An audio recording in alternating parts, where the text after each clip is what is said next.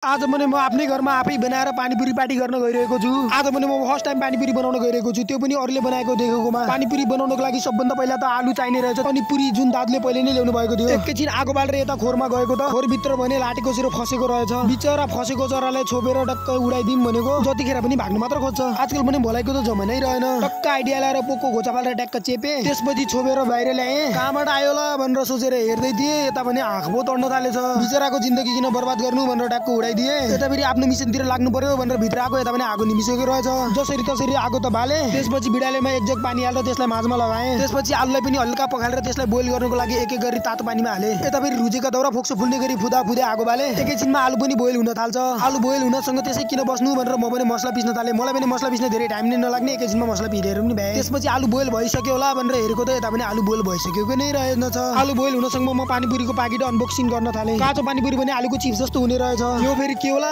भन्ने जस्तो लागिरहेको थियो। अब त आलु बोइल भइसक्यो होला भनेर हेर्न गएको, अझसम्म पनि बोइल भएको रहेनछ। केही समय वेट गर्दा आलु पनि बोइल भइसकेको हुन्छ। त्यसपछि बोइल भएको आलुलाई एउटा थालमा राखेर म भने त्यसको छिल्काहरू निकाल्न थाल्छु। बोइल भएको आलुको सबै छिल्काहरू निकालिसकेपछि म त्यसलाई मिच्न थाल्छु। आलुलाई मिचेर ट्याक्क गिलो गिलो बनाइसकेपछि म त्यसलाई राख्छु। चटनी भन्दा पहिला पुरी बनाउनु पर्ला जस्तो लाग्यो मलाई। त्यसपछि पुरी बनाउन चाहिने प्रशस्त तेल म हाल्छु। पातला पुरीहरू के हालेको थिएँ, यता पनि गब्बाराको जस्तै फुल्न थाले। मलाई पनि अचम्म लाग्न थाल्यो, किनभने म फर्स्ट टाइम बनाउँदै छु नि त। मलाई पनि कुनै काममा पनि धेरै टाइम लाग्थेन। एकैछिनमा पुरीहरू पनि सबै रेडी पारेर सके। दिउँसोतिर पनि भर्खर ट्युसनबाट आएको थिएँ। मलाई पनि भोक लागेर सबै एकैचोटि खाइदिउँ जस्तो लागेको थियो, तर के गर्नु। त्यसपछि अर्को काम थियो चाट बनाउनु। सबभन्दा पहिला त म अघि नै पिसेको मसला थियो, त्यसलाई राम्रोसँग फ्राई गर्न थाल्छु। मसला राम्रोसँग फ्राई गरिसकेपछि अघि बोइल गरेर गिलो बनाएको आलु हाल्न थाल्छु। आलु पनि अलि बाक्लो भएको थियो, त्यसमा हल्का पानी हालेर त्यसमा नुन हाल्छु। फर्स्ट टाइम बनाएको मान्छे यो फेरि के होला जस्तो लागिरहेको थियो। एकैछिन दिमाग लगाएर टक्क एक गिलासमा हल्का पानी हालेर त्यसमा तेल हालेर हल्का पिदिएको त यो त चाटको पानी हो भन्ने लाग्यो। त्यसपछि हाम्रो चाट पनि रेडी भइसकेको हुन्छ। त्यसलाई म ट्याक्क एउटा भाँडामा हाल्न थाल्छु। चाट पनि अलि तातो नै थियो, त्यसलाई उठाउनको लागि राखेर यसो बाहिर आएको। यता पनि घाम लागेर